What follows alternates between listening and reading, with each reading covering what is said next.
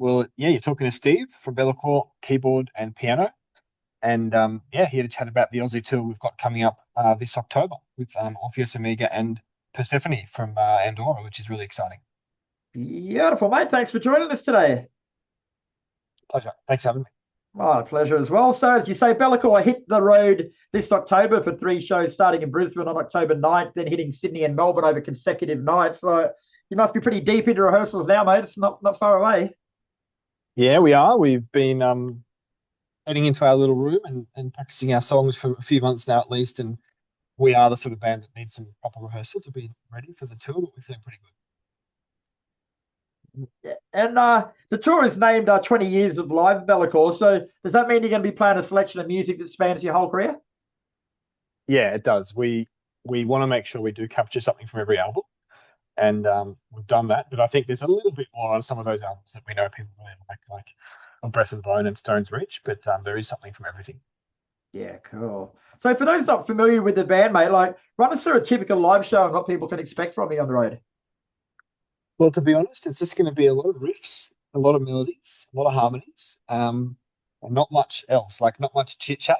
We get up there and we play our songs, and that's the way we like to do it. We're there for the music. It's this. It's what drives us is writing the music and then playing it. So no, it'll be good fun. We'll try and pack as much as we can into the set. Yeah. And the term immersive landscape has been used to describe your shows and music quite a lot, mate. So run us through that term and how it translates to your music. I think what that probably is talking about is a combination of the songs are long and they go in all directions and they often don't return to riffs that they started with. So there's sort of like a journey feeling to the music. We use a lot of atmospherics and a lot of kind of spacious sounds around the actual guitars and drums and the core of the song. We'll chuck a lot of atmospheric stuff in as well. And I guess the lyrics, like we do tell a story with the lyrics. So I think those three things together would be maybe what makes people say it's a bit immersive. Yeah, right. Look, all those atmospherics and those the intricate guitar changes and stuff that you talk about, like in the studio these days, that's pretty easy to do. But when it comes to replicating it live, is it difficult? It is difficult, and I think we're probably like a lot of bands, which in the modern world of live performance, you do try to look for ways to bring it in as a background layer. So we're running, a MacBook that has a little bit of atmospheric stuff going in the background. So a lot of bands do it, symphonic bands will do it to a great extent where they'll have like half of a symphony, on backing tracks. Mhm. In our case, we probably try to minimize it, but we do like to use it. And I think a good example is The Smoke of Many Fires, which is a very atmospheric song. So in addition to what we're all playing, we will have a little bit of atmospheric stuff in the intro and in the bridge just to really bring that out in the live setting. Nice. And you mentioned earlier, like you're touring with Persephone, who are coming here for the first time, and Orpheus Omega. So why choose those two bands particularly as touring partners? Well, it's probably, I mean, we'd heard that Persephone were keen to look at an Aussie tour for some time. And obviously they're a band that we've known about for a long time, probably since about '09. Because I do remember when we were releasing Stone's Reach, around that time, there was a lot of hype about an album. I think I'm right in saying that. But they've certainly been around a long time and they're a very respected band. And they're probably like us as well, where they're very focused on, I guess, intricacy, musical ideas. It's not immediately digestible music at all times, which I think is exciting. And I know there's people who've been really waiting a long time to see them. So the chance to play with them and put together a nice package was exciting for us. And then Orpheus will, they're just such a energetic, hardworking local band that has, been at this for such a long time and is so good at what they do. So bringing them into the package as well just made so much sense. Yeah, and if you ever listen to all bands, like they're all different, obviously, but you can hear that live you guys are going to be a good mix together. I think so. I think there's clearly an emphasis on melody. Persephone is more progressive, I think, than the other two bands, but all three bands have a focus on guitars, riffs, and melodies. So anyone who likes melodic death metal / progressive metal is going to have a really good time. Yeah, nice. Now, going back to the beginning, mate, like Bellacore formed in Melbourne in 2004. So, what was the Australian musical climate like at the time, and where did you fit in initially? Um, at the time, I think we felt, like little fish in a big sea. I know that when we started, some bands that were really big at the time were, I'm just trying to go back. There was like Terror Rust, Five Star Prison Cell, Synthetic Breed, The Eternal. I remember at the time we looked up to them quite a lot. Alarum, really big. So when we were starting, we were playing lots of shows at like the Art House and the Tote, and no one knew who we were. And we just had to kind of, try to do what we could to get the word out a little bit. But it did take a lot of years, I think, for us to develop an understanding of who we were and people to understand who we were. And obviously these days, I think things have turned around where we've been around for 20 years and we feel possibly out of touch for the opposite reason, which is that we're not that young anymore. We don't know what's cool anymore. Not that we ever did. And we don't play live as often as we did then. So our finger isn't really on the pulse as much. And we just do the best we can to stick true to what we like, I guess, and make music for the reasons we want to. Yeah. And your style of melodic death metal infused with the progressive elements wasn't as common back around the turn of the century as what it is now. So where did it stem from then? Like, it's not as if you had a heap of bands that were influencing you. Yeah, it's funny. Like, I think in the Australian scene, there weren't many then, and there still aren't that many now. I don't know what it is about Australia that there's heaps of really cool metal bands, but I'd say melodic death metal here is less.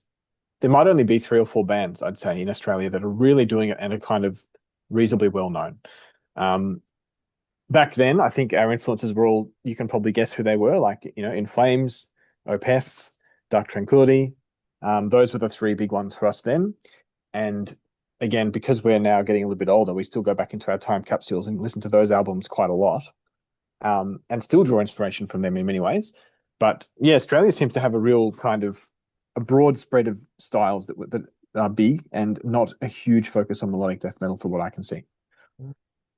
And as we say, bro, you're celebrating 20 years on this tour. So how has your music grown or changed from your debut, The Frail Tide, to your most recent album, Coherence? I think it's just gradually evolved to be slightly more mature. I'm trying not to sound boring with this answer here, but like ultimately we haven't tried to change very much. I think we know what we like, and we will keep exploring something roughly in that realm.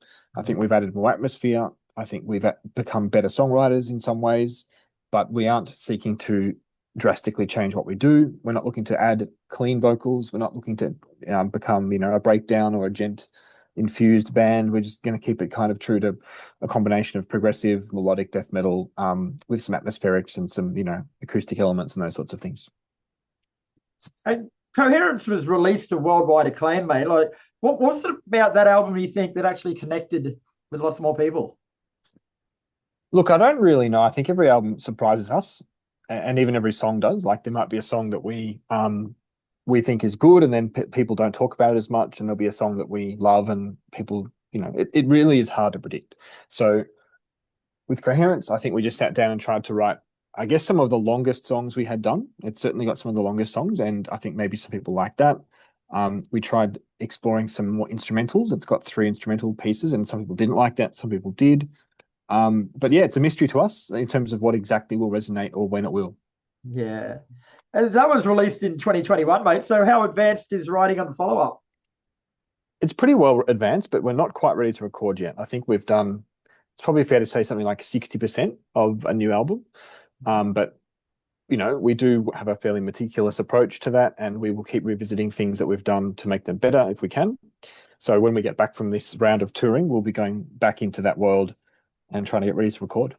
Yeah, nice. Now, as a band, bro, like we said before, like Coherence was worldwide, people loved it. So as a band, when you enter the next album after that, like, is it tempting to just rehash that winning formula that people liked, or is it important to move on, so to speak?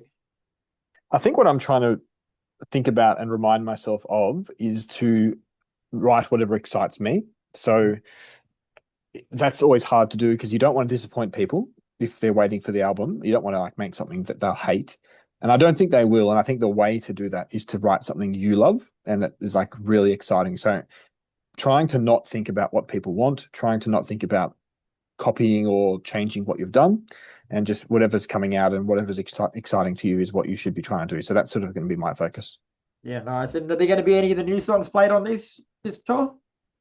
No, I did very briefly suggest that to the guys, I think even a year ago. I was like, maybe we could think about doing that, but we haven't done that. And it's probably Too late. Probably for the best, like, we still want to improve the song, so we won't, but let's just say it could have happened, but it may not be in this case. All right, and we'll finish on that one though, right? Like, is the new music what people would expect from LAKOR, or are you going to throw a few curveballs in there?